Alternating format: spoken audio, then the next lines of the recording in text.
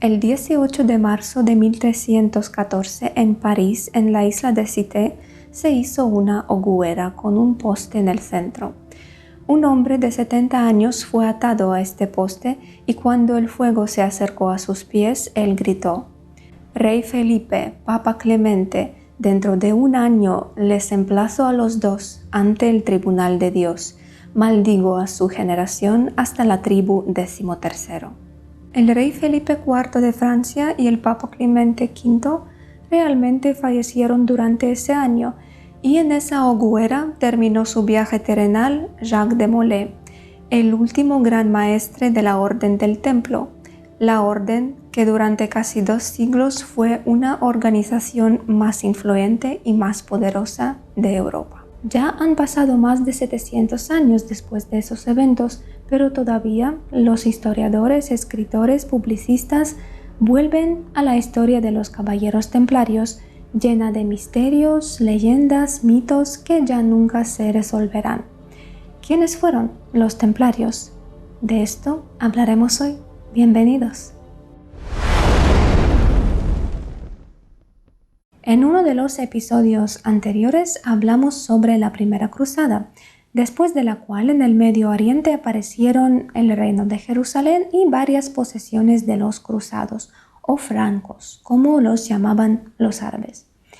Y después de esos eventos, muchos peregrinos de toda Europa se dirigieron a Tierra Santa y, por supuesto, a menudo por el camino eran atacados y saqueados por los bandidos callejeros, porque no caminaban como un destacamento militar, sino estaban solos. En 1119, un caballero francés llamado Hugo de Payne apareció con sus amigos en Jerusalén, en la corte del rey Balduino II, y le dijo: «Querido rey, a mí y a mis amigos nos gustaría proteger a los peregrinos en todo su viaje desde Europa a Tierra Santa. Lo queremos hacer completamente gratis, es nuestra voluntad, es nuestro deber». Al rey le gustó esa idea y los colocó a esos caballeros en el templo de Salomón, que se convirtió en su sede, por lo cual los comenzaron a llamar los templarios. Hay que decir que la Primera Cruzada, a pesar de toda su crueldad, unió a personas que sinceramente creían que estaban actuando por una buena causa, y Hugo de Payne y sus amigos ciertamente fueron tales caballeros, fueron sinceros en sus intenciones. Estos hombres se dedicaron a la protección de los peregrinos. Asimismo alimentaban a los pobres en el camino y luego no solo en el camino, sino también en las ciudades de Europa y del Medio Oriente. Y así, muy pronto ganaron el respeto de la gente y la fama de los pobres compañeros de Cristo del templo, como se llamaban a sí mismos, crecía cada día. Otros caballeros empezaron a unirse a la orden, se volvió prestigioso. Si quieres encaminar por la senda de la virtud, si quieres ganarte fama, ganarte el respeto de los demás, puedes unirte a esos gloriosos guerreros y vivir de acuerdo con sus principios, ayudando a los cristianos. Al principio la orden no tenía ningún reglamento y la gente entraba ahí con gran entusiasmo, no se le exigía mucho, pero luego el abad San Bartolomé Claraval, que había sido mentor de los 2 papas y predicaba la Segunda Cruzada, escribió el reglamento para esta orden. Y en 1139 el Papa Inocencio II emitió la bula llamada Omne Datum Optimum, donde se decía que a partir de ese momento los templarios respondían de sus actos ante nadie, salvo ante el Papa, que estaban liberados de todos los impuestos y podían viajar a cualquier tierra y construir sus fortalezas. De este modo en Europa nació una organización de los pobres compañeros de Cristo del templo que estaba por encima de todos los reyes, estaba por encima de todos los señores feudales y solo estaba subordinada al Papa. A partir de proteger a los peregrinos y alimentar a los pobres, ellos participaban en diferentes batallas contra los infieles y con el tiempo ganaron la fama de las fuerzas especiales porque eran personas que nunca se retiraban y que luchaban sin miedo hasta el final. Caballeros del templo llevaban puestos cotas de malla, capuchas con aberturas para los ojos y mantos blancos con una gran cruz roja en el pecho. Como yo he dicho antes, unirse a la orden era extremadamente honorable para cada caballero, pero con la adopción del reglamento, la vida de su miembro no era tan atractiva y tan romántica como podría parecer. No tomaban los santos votos de monjes, pero su estilo de vida sí que parecía al monástico. En primer lugar, renunciaron a las posesiones materiales y se alimentaban de manera muy modesta. Vivían en comunidades cerradas y compartían recursos de manera colectiva. Cada caballero tomaba el voto de celibato.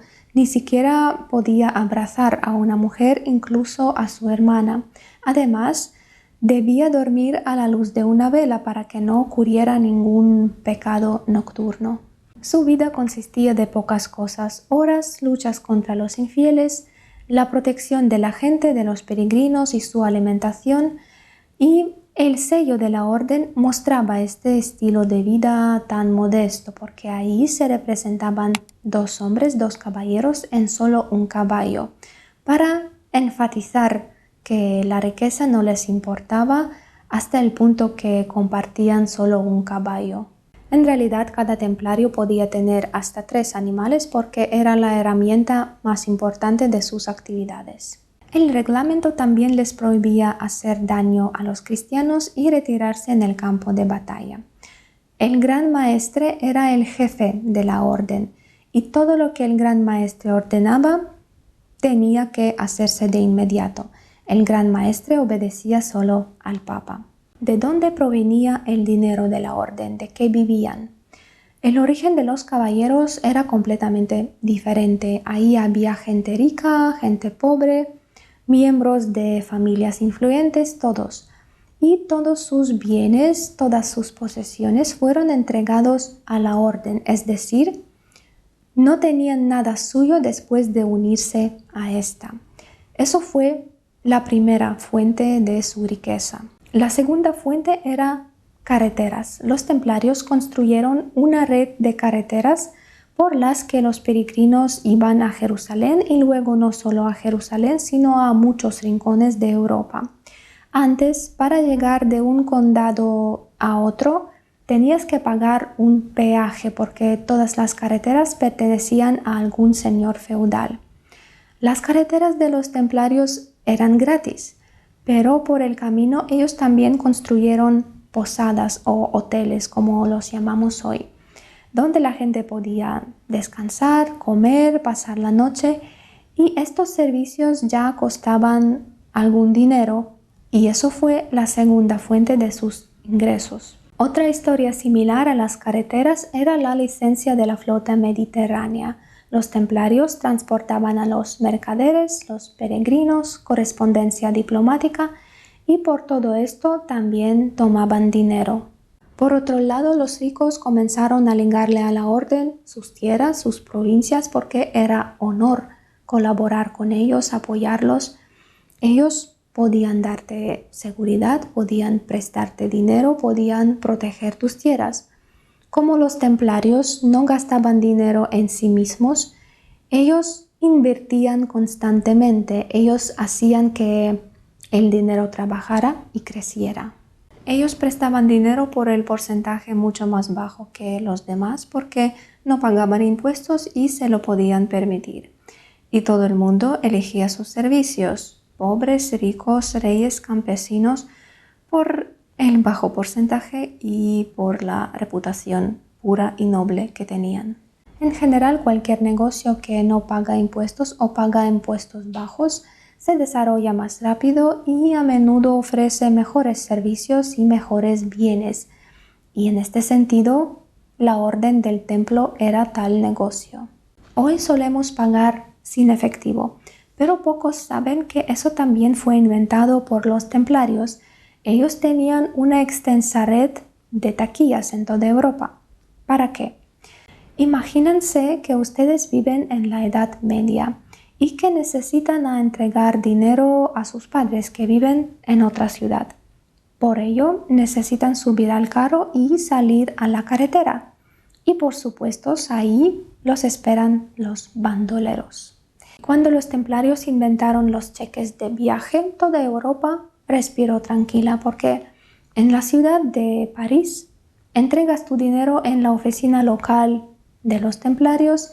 Ellos te dan un cheque donde se escribe la cantidad, dónde, cuándo y tu huella dactilar. Metes este cheque en tu bolsillo y vas a Roma. Y en Roma, en la oficina local de los templarios, les das este cheque, les pones tu huella dactilar para probar que es tuya y tienes tu dinero. Y por eso también cobran una comisión.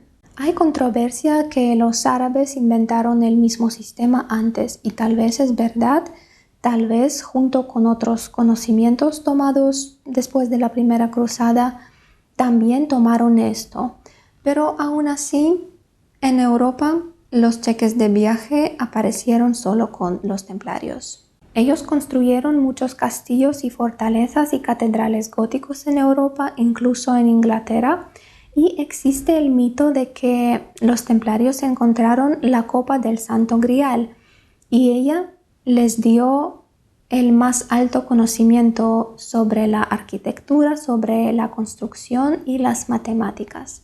Pero por supuesto este conocimiento seguro lo tomaron del mundo árabe, de lo que hablábamos también en el episodio sobre la primera cruzada. El poder de los templarios crece.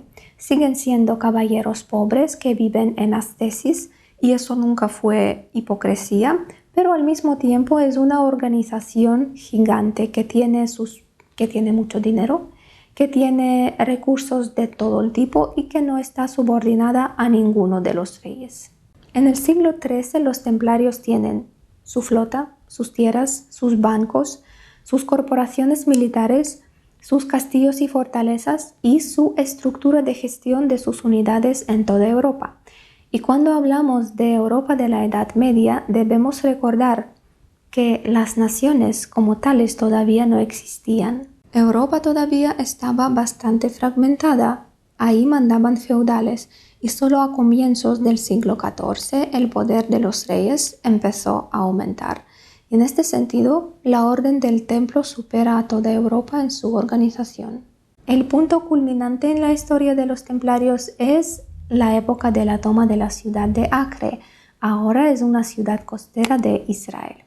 Esta ciudad se convierte en parte del reino de Jerusalén y en la capital de los templarios. En Acre habitan otras dos órdenes, la orden de los hospitalarios y la orden teutónica, y las tres compitan entre sí.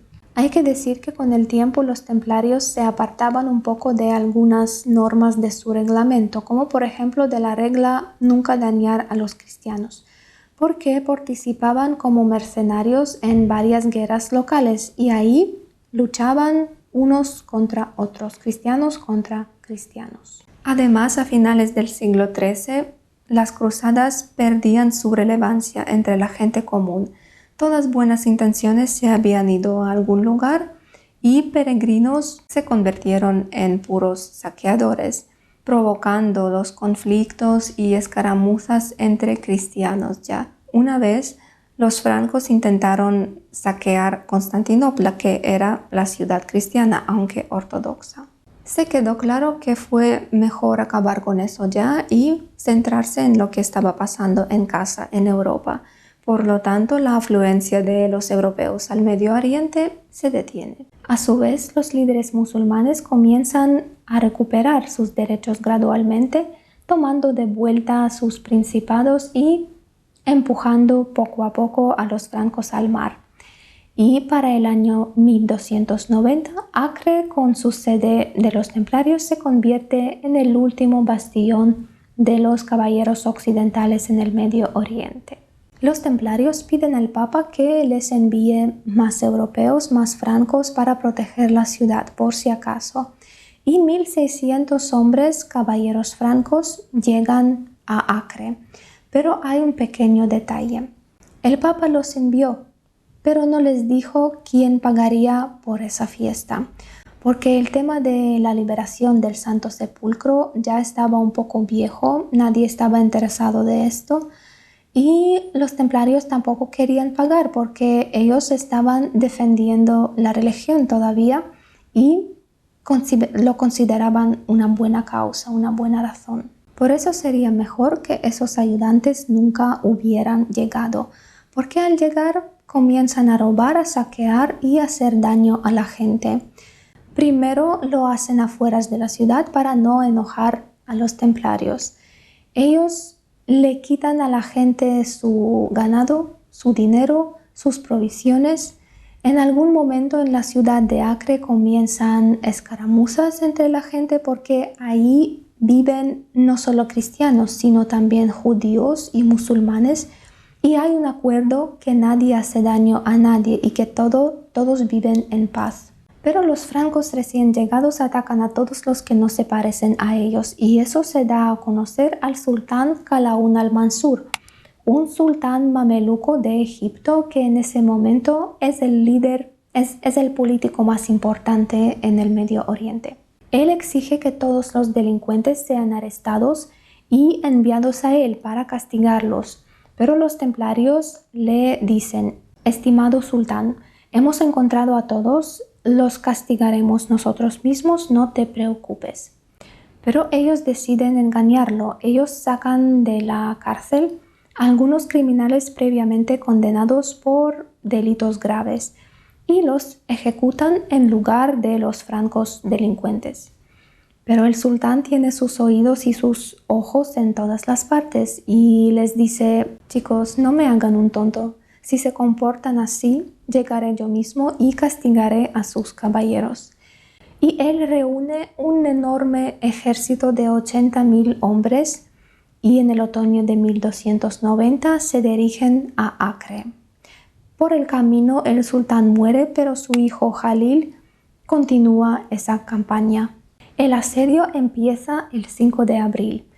Acre está rodeada de aguas del mar Mediterráneo por un lado y por el otro lado está rodeado de un foso profundo y el ejército del sultán tarda mucho para llenarlo. Consiguen acercar a las murallas de la ciudad solo a mediados de mayo. Los templarios cargan los ciudadanos cristianos y parte de su riqueza en sus barcos y algunos se van. Otros se quedan para defender la ciudad y a finales de mayo los defensores cristianos y los ciudadanos cristianos se refugian en el templo de los templarios en la fortaleza. Los mamelucos intentan asaltar a esa fortaleza durante una semana, pero sin éxito. Entonces el sultán ofreció a los templarios la rendición y les prometió que nadie les tocaría y que podrían embarcarse e irse a Chipre. Las condiciones se aceptaron y las galeras entraron en el puerto. Comenzó la evacuación de la población cristiana. Y luego no se entiende qué pasó exactamente y quién fue culpable de la escaramuza. Alguien dice que uno de los árabes que no estaba al tanto de los acuerdos, al ver a los cristianos en la calle, los atacó y los templarios comenzaron a defenderlos. Otros escriben que la población cristiana durante esa evacuación discutió con los árabes, provocando los insultos mutuos y escaramuzas. De todos modos, había una pelea entre los templarios y los mamelucos por la cual los cristianos volvieron a encerrarse en la fortaleza. El día siguiente, 3 caballeros fueron a negociar con el sultán, pero él los consideró como violadores del acuerdo, se negó a escucharlos y ordenó su decapitación. Los demás defensores y cristianos todavía estaban en la fortaleza. Los zapadores mamelucos minaron las murallas y la fortaleza se derrumbó. Ellos irrumpieron y derrotaron a todos los que no fueron aplastados por las rocas.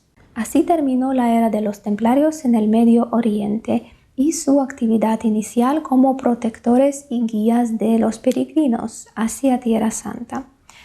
Se mudan a Europa y ahí llega el último periodo de su historia.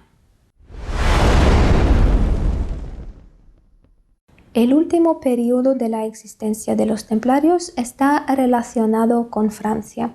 En general, la historia de los templarios está relacionada con Francia porque ahí nace la idea de las cruzadas. El primero y la mayoría de sus grandes maestres eran nobles franceses y ahí también termina su época.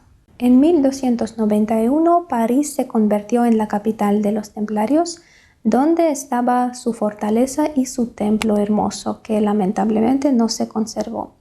Pero antes de contar sobre la destrucción de la orden, hay que hablar del rey de Francia, Felipe IV, apodado el Hermoso.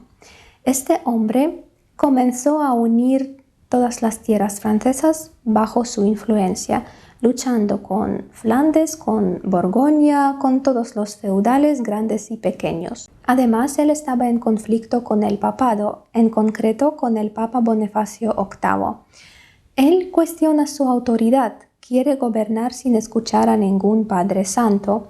En algún momento, Felipe prohíbe la exportación de piedras y metales preciosas, lo que significa que el Papa pierde sus ingresos de las tierras francesas. El Papa se enfurece y llama a Felipe a Roma para su juicio. Felipe envía a sus representantes y luego el Papa muere por alguna razón. Al mismo tiempo, el rey propone que Avignon, una ciudad de Francia, se convierta en la capital del papado porque Roma está inquieta, sufre de varios enfrentamientos locales y de alguna manera esa idea se acepta y el papado se muda a Avignon. Desde entonces y casi por un siglo, los papas fueron elegidos de los franceses y dependieron del rey francés. Y el primer papa de este tipo fue Clemente V. Estas guerras e intrigas requerían una gran cantidad de plata. ¿De dónde sacarla? Por supuesto, de los prestamistas. Y los principales prestamistas de Francia en ese momento eran los judíos. Pero Felipe IV no les iba a pedir un préstamo, simplemente organiza una serie de pogromos judíos, acusándolos de todos los pecados mortales y quitándoles sus propiedades. Lo mismo hace con los banqueros italianos, lombardos, expulsándolos de Francia y confiscando los fondos de sus bancos y sus propiedades. Pero todavía le falta dinero. Felipe entiende que ya ha expulsado a cualquiera que pudiera limitar su poder. Incluso el Papa está a su lado y hace todo lo que le pida. Pero a partir de su poder real, todavía existe el poder de los templarios. Tienen muchos partidarios, tienen una gran cantidad de tierras y castillos, tienen una gran cantidad de deudores, incluso él mismo y el Papa Clemente V. Hay una leyenda que durante la revuelta popular en 1306 en París, Jacques de Molay, el gran maestre de los templarios, escondió a Felipe en su templo. Y ahí Felipe vio las riquezas de la orden y por supuesto pensó que los hombres con tanto dinero y están en libertad es un descuido, es una negligencia. Primero, Felipe IV le pide al gran maestre que lo acepte en la orden. Jacques de Molay se niega. Felipe propone unir a los templarios con otras órdenes y nombrar a su hijo como jefe de la nueva orden. Hoy en el mundo de negocio eso se llama absorción. Jacques de Molay se niega otra vez. La orden es independiente y solo obedece al Papa y a nadie más. Entonces Felipe IV comienza una campaña contra los templarios. En septiembre de 1307 se enviaron las cartas secretas por toda Francia del nombre del rey a todos los funcionarios. Se prohibió tocar los sobres antes de tiempo. Se los ordenó abrir el viernes el 13 de octubre. Después de ese evento, en muchos países, el viernes 13 se considera un día desafortunado. El 13 de octubre de 1307, en toda Francia, todos los funcionarios abrieron los sobres con el sello real. La orden del rey horrorizó a todo el mundo, pero su incumplimiento implicaba la pena de muerte. El gran maestre todavía estaba en cama cuando apareció la Guardia Real. Jacques de Molay fue arrestado y al mismo tiempo en toda Francia se arrestaron todos los templarios y sus bienes fueron confiscados. Los caballeros del templo fueron acusados de herejías graves, de renunciar a Cristo, de adorar al diablo, de tener ritos secretos y sacrificios humanos, de orgías incesantes, lo que nos muestra su sello con 2 hombres en solo un caballo. Felipe IV explica que de ahí proviene todo su dinero, del diablo, sacrificios, de orgías, ¿de dónde más? Después de que el templo se vació, Felipe se apresuró ahí, pero el tesoro de los templarios desapareció. Y comenzaron las torturas y los tribunales. Contrariamente de las expectativas de los templarios, el Papa Clemente V no intercede por ellos y se convierte en uno de los acusadores y luego anuncia la disolución y la prohibición de la orden. Tan solo 2 semanas después de su arresto, 138 caballeros templarios firmaron una confesión de todos los pecados mortales que les atribuyeron. En el juicio, uno de los templarios dijo: «Fui yo quien confesó todo eso en su interrogatorio. Fui yo quien manchó mi alma con toda esa fantasía monstruosa». Es la tortura quien pregunta y el dolor responde. El gran maestre Jacques de Molay también admitió los cargos presentados contra la orden. Las torturas ocurridas a los templarios eran tan crueles que los hombres que antes no conocían el miedo en la batalla admitieron los crímenes más ridículos, pero nadie respondió dónde estaba el tesoro. El proceso duró casi 7 años. Felipe tomó todo lo que podía tomar de los templarios, sus castillos, sus tierras, su dinero, pero el tesoro no lo encontró. El 18 de marzo de 1314, en la plaza de Notre Dame de París, los jueces leyeron la condena a los más altos rangos de la orden. Los declaraban culpables de herejía, aplicándoles la cadena perpetua en condiciones severas. Y cuando los cardenales consideraban el caso cerrado, ocurrió un evento que sorprendió a todos los presentes. Jacques de Molay, el gran maestre de la orden, se levantó y le dijo al pueblo: «Yo hablo porque la verdad me obliga a decirlo. La orden es inocente. Dios sabe quién se equivoca y quién ha pecado». Según las leyes de la Iglesia, el rechazo de las confesiones dadas anteriormente se consideraba un pecado más fuerte y se castigaba con la muerte. Jacques de Molay fue arrestado inmediatamente como herético junto a otro dignatario, Geoffroy de Charnay, que eligió compartir su destino. La hoguera para los dos se preparó en la isla de la Cité. El rey Felipe IV y el Papa Clemente V deseaban asistir a la ejecución personalmente. El verdugo lanzó una antorcha encendida y cuando el fuego se acercó a los pies de Jacques de Molay, él gritó: «Rey Felipe, Papa Clemente, durante de 1 año les emplazo ante el tribunal de Dios. Maldigo a su generación hasta la tribu 13».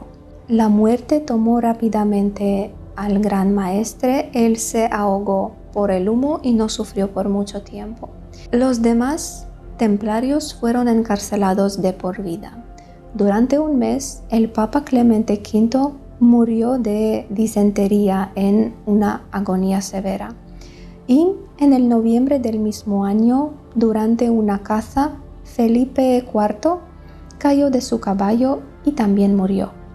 En pocos años murieron todos los 3 hijos de Felipe IV, por lo cual la dinastía de Capetos se interrumpió. En otros países europeos los templarios no eran perseguidos tanto, aunque el Papa envía a sus cardenales y algunos caballeros fueron detenidos y encarcelados.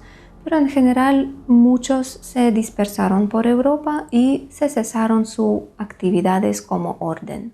Sin embargo, muy pronto, en 1317, En Aragón, España moderna, nació la Orden de Santa María de Montes, que existió hasta el siglo XIX.